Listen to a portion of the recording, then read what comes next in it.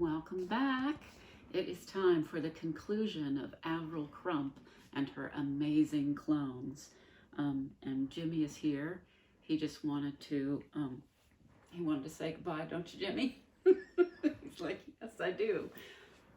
Say goodbye. You got a lot of attention and a lot of love from this audience, Jimmy. Have a nice summer.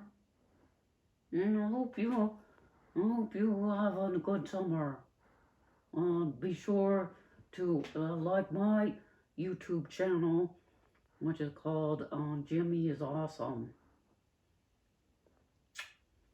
Okay, so if you remember, when we left off, they had, Jimmy,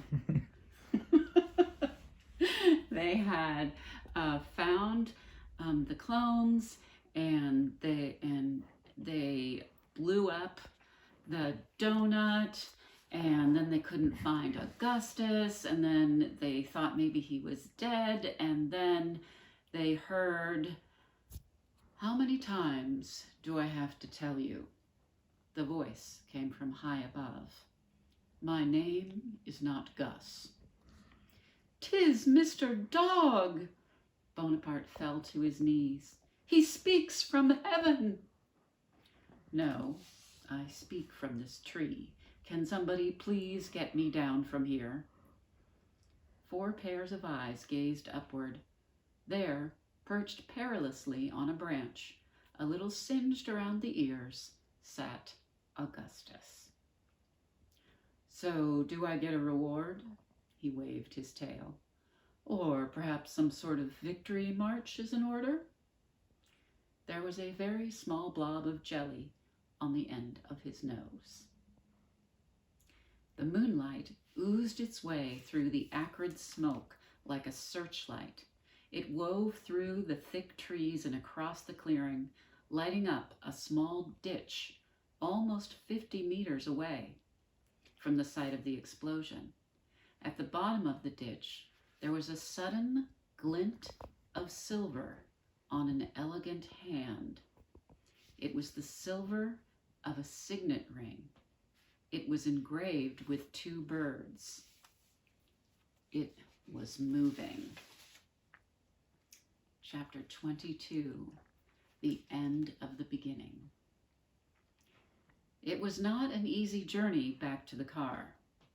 Augustus not only insisted on being carried, but also decided that being held up on Lionel and Bonaparte's shoulders to the strains of My Name is Mr. Dog was an honor befitting his heroism. Avril and Eddie were forced to help a hopping Dr. Weatherby groaning about his swollen ankle. It was a very bad-tempered and extremely sticky party that reached Lionel's car half an hour later. Only Augustus was upbeat. I think an extra verse or 2 should be added now, he informed Bonaparte, balancing himself with a paw on the tall clone's head as he descended from his lofty position. This new act of bravery cannot go unrecognized. Indeed, Mr. Dog! Bonaparte was already taking gravy-stained sheets of paper out of his pockets. I shall tell the tale of thy ferocious attack on that terrible man's posterior. Augustus glared at him. Bonaparte, it wasn't merely an attack on his posterior. That's the sort of thing a dumb animal would do. There were many more facets to my brilliant attack than that. Now, I want you to throw in plenty of superlatives. Give a magnificent description of the glint in my noble eye as I plunge to my certain doom, and don't forget to mention how terribly handsome I am. That should do the trick. He hopped into the front seat of the car. Come on, all of you, pile in. It took an awful lot of squeezing and shoving to fit Avril, Bonaparte, Eddie, and Dr. Weatherby into the back seat, ending with Bonaparte folded almost in half across the others' laps, and Dr. Weatherby almost completely suffocating Avril. Oh dear, Augustus said, how dreadful for you all. I would move, but unfortunately my terrible burns prevent me from any physical contact, and you are all awfully sticky. He settled down happily. I'm the one who's injured here, Dr. Weatherby groaned as Lionel coaxed the cold engine into life. You've just got a few lousy sore patches on your ears. Dr. Nasty, Bonaparte admonished him, thou art an ungrateful fiend. We are all forever indebted to Mr. Dog for his selfless bravery. He may sit wherever he doth please, were it not for his brave assault on the evil rump of Bonaparte, Augustus said. Just forget about the rump, will you? He leaned over to Dr. Weatherby. When he says indebted, he said, I think he specifically means that a large check would compensate me for my trouble. Don't be ridiculous, Dr. Weatherby said. I've never been indebted to anyone in my life. Now, Dr. Crump, you and I are going straight to the police to report Blute and his horrible mob. He might be dead, but there's a whole manor full of the others to deal with, not to mention that ghastly seducta woman. I bet she's still on the loose. Actually, said Eddie, I heard Professor Blute say he'd sent Dr. Seducta to room 237. Does that mean she's, Well, I say good riddance to bad rubbish, said Augustus. People like her deserve to end their days in that dump. No, said Avril. She glanced over at Dr. Weatherby, and the two of them locked eyes. No one deserves that. No one but Blute himself, said Dr. Weatherby, and it's too late for that now. There was silence for a moment. Then Avril leaned over and gave Dr. Weatherby an affectionate pat on the shoulder. Raymond, of course you and I will tell the police about Gargoyle Manor. We'll just take the clones somewhere safe, and then... Absolutely not. These folks are going straight to the board of directors, Dr. Weatherby said. The Leviticus authorities must be informed of their existence. Oh, Raymond, Avril sighed, still harping on the same old theme. Lighten up for once. No one has to find out about the clones, and you don't even like the directors. Dr. Weatherby blinked. Are you crazy? I can't lie to the board. It's against every rule in the book. There is a correct procedure in these matters, and lying is not part of it. But Raymond, you don't have to lie. You just don't have to tell them. Think about it. Now that Dr. Seducta's out of the picture, we're the only ones who know about the clones, and we're not likely to report all this to the management. So you're perfectly safe. In fact, it'd probably be better for your career if you did keep quiet. Is this blackmail? Dr. Weatherby rooted around for his notebook. Blackmailing a senior scientist. That's against Rule 195 of Leviticus Code of Conduct. You're in big trouble now, Avril Crump. Can't somebody shut him up? Augustus asked. His voice is very piercing. Why don't you just shut up, dog? Dr. Weatherby snapped. I've had just about enough of your big mouth. Horrified, Bonaparte clamped his hands over Augustus's singed ears. Do not listen to Dr. Nasty, Mr. Dog. He knows not to whom he speaks. I know exactly to whom I speak, said Dr. Weatherby, and let me warn you, I'm no animal lover. Never could stand them, and thanks to my dear departed wife's new career as a lion tamer, my patience with our furry friends has just about run out. Filthy, savage mutts, the lot of you. Augustus drew himself up, swatted Bonaparte's hands away with a paw, and stared down at Dr. Weatherby.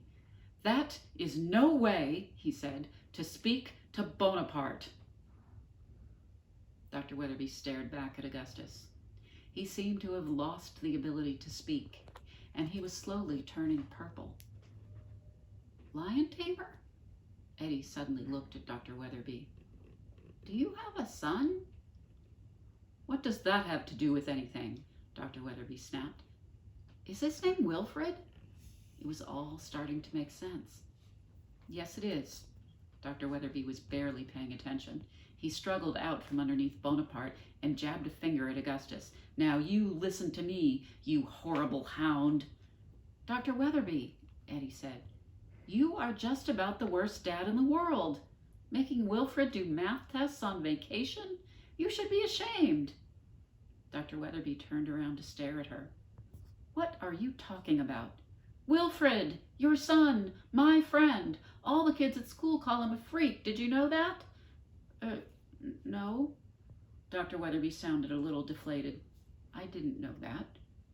No, Eddie said. Too busy picking on him yourself to notice. No wonder your wife ran off to join the circus. Picking on him? I don't pick on him. I just want him to work hard and do well, and... Dr. Weatherby stopped. His shoulders slumped. Bullied, you say? I never knew you had a son, Raymond, Avril said. Maybe he'll be happier now that he's made a friend like Edna. An idea had just come to Eddie. She turned to Avril. If Wilfred's dad knows all about us being clones, maybe it's okay to tell Wilfred, too. Avril glanced at Dr. Weatherby for permission, but he was not listening. He chewed his bottom lip, which was trembling. Well, I don't see why not, she said. Eddie's heart leapt. I can write him a letter explaining why we had to run away, or maybe even telephone him. She beamed at Dr. Weatherby, suddenly filled with fondness for him. Can I have your address, Dr. Weatherby, and your phone number? Dr. Weatherby simply gave a loud sniffle. There, Dr. Nasty. Bonaparte patted him on the shoulder, almost forgiving him for his rudeness to Augustus. I never meant to make him unhappy, Dr. Weatherby said, his voice quivering. It's just that I think math is so terribly important. So, Lionel drummed his hands on the steering wheel and gazed at Avril in the rearview mirror. Where to? A fantastic supper at my place? Avril beamed at him. Perfect, she said. What wonderful ideas you have, Lionel. Lionel gulped and lurched out of the woods and onto the main road. What a woman, he muttered, ignoring Augustus's snigger. Eddie looked at Avril, who was getting hot and red-faced underneath the sniveling Weatherby. What are we going to do now? She asked. Avril had been so desperate to get the clones back that she had not really thought about what she would do when she did. Well, she said, we'll probably all sit around a table together, and Lionel will cook up something delicious, and maybe a nice cake for dessert. A jelly roll would be nice, and then... Eddie smiled. But what are we going to do after that?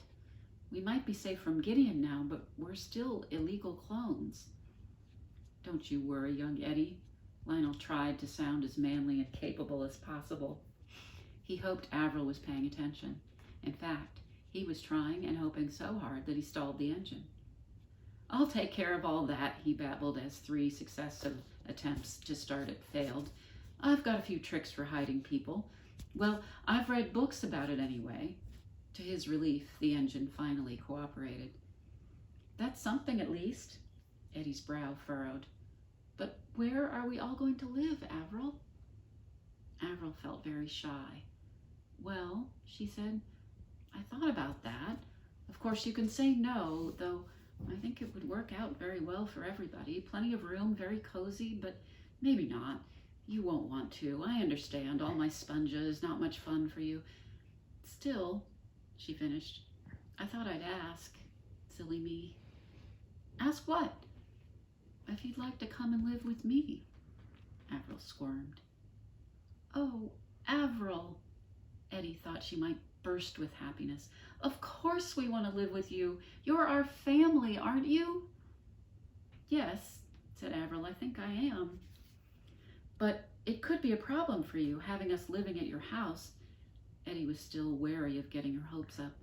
We're not exactly normal, and we don't want to cause any suspicion of you at Leviticus. That dump, Avril waved a dismissive and pudgy hand. Who needs them? I'm going to do what I should have done years ago and resign. They won't even notice I'm gone. They wouldn't recognize a fabulous scientific development if it blew up in their faces and turned into 3 wonderful clones. We'll explain this away somehow. Don't worry, Edna. She reached over to stroke Eddie's hair and was amazed when the little girl moved to lean against her. Everything will be all right, she said. But what about the Torkenwan? Lionel asked anxiously. It'll be hard to pretend he's just an ordinary dog. That, Augustus said, is because I am not an ordinary dog. I am an utterly extraordinary dog in every way. There's your answer. Avril grinned at Lionel. He smiled shyly back. They both turned pink. So I think that in many ways it all goes back to my childhood. Dr. Weatherby was droning. My parents had such high expectations of me. Yes, yes, Bonaparte clutched Avril's arm and whispered in her ear. Lady Avril, please assist me. I am heartily sorry for poor Dr. Nasty, but I have a musical tribute to write and a triumphal stew to plan. Avril patted Bonaparte absent-mindedly and gazed around at the three clones. Bonaparte's eager face, Augustus's brave and triumphant and singed ears, and Eddie's friendly eyes. She felt that same warmth of their first meeting spreading through her again. And I cannot think of a rhyme for posterior. Bonaparte was sounding panic-stricken. Forget about the posterior. Augustus bared his teeth and snatched the paper from Bonaparte's hands. I don't want that in my song. And you haven't mentioned my looks yet. Now come on, let's make some effort here.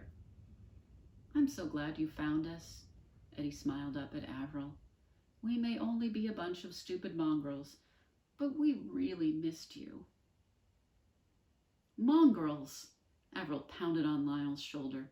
Turn this car around, Lionel, and drive to Gargoyle Manor. What on earth?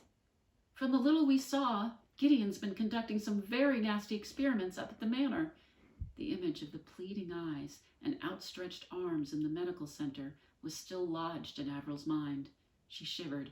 Who knows what other poor victims need saving? But what about supper? Supper, Avril announced, for the very first time in her life, can wait. Her chest swelled. The blood was pumping through her veins. She could take on the world. The car screeched around, rubber burning, and shot off through the night. To be continued. There's a sequel. It's a little bit hard to find, but there is a sequel. But we're not quite done yet, because here we have, in full, the Mr. Dog song. My name is Mr. Dog, by Bonaparte. Good friends, I prithee gather round me, and hear my tale, it will astound thee. 'Tis but one day since Mother Earth was blessed by heaven with thy birth, that which was so unorthodox, that verily 'twill blow thy socks. Prepare to find thyselves amazed, and marvel at the issues raised, and learn enthralled, entranced, agog, the wondrous tale of Mr. Dog. For yea, my name is Mr. Dog. Hooray, my name is Mr. Dog. I'll say my name is Mr. Dog. My name is Mr. Dog. Fair Lady Avril did create the potent brew that sealed my fate. She travelled o'er the 7 seas to bring me talents such as these. For Lady Avril's holy grail were wisps of hair, a broken nail. 'Tis strange that no one's there to guard left over bits and bobs of bard. And in a box she mixed the grog that did result in Mr. Dog. For yea, my name is Mr. Dog. Hooray, my name is Mr. Dog. I'll say my name is Mr. Dog. My name is Mr. Dog. But terror, danger, fear, and strife did blight my very early life. A friend discovered my existence and did give chase with great persistence, and violent moments did ensue, and punches hurled and insults too. But glad to tell I saved the day in my amazing regal way, escaping into darkened fog, the brave, courageous Mr. Dog. For yea, my name is Mr. Dog. Hooray, my name is Mr. Dog. I'll say my name is Mr. Dog. My name is Mr. Dog. So let this tale be heard by all, the young, the old, and the very small. for such a hero's rare indeed, and rarer still when mixed of breed. Be glad, rejoice, let praises ring, give thanks for all the joy I bring. The world's been made a better place by adding to the human race a bony man, a girl agog, and best of all, 'tis Mr. Dog. For yea, my name is Mr. Dog. Hooray, my name is Mr. Dog. I'll say my name is Mr. Dog. My name is Mr. Dog. And that's it, except for a brief note from Augustus the dog. It was I, Augustus the dog, who selected Angela Wolfe to write down these events. She was once a student of history and thus has some understanding of my great imperial ancestry. Angela lives in London, a city I one day intend to rule, or where, at the very least, I will light up the West End stage with my talents. This is her first novel, but not, if I keep giving her such good material, her last. As dictated to my secretary, Bonaparte. And that really is it. Okay, you guys, I have had so much fun reading to you in this very strange time, and I thank you for listening. I hope you enjoyed it, and I will see you at graduation. Have a wonderful summer, and let's just say goodbye to Jimmy. Jimmy, wake up. Jimmy. Well, if Jimmy was awake, I know that he would say goodbye. So, take care, guys. Bye.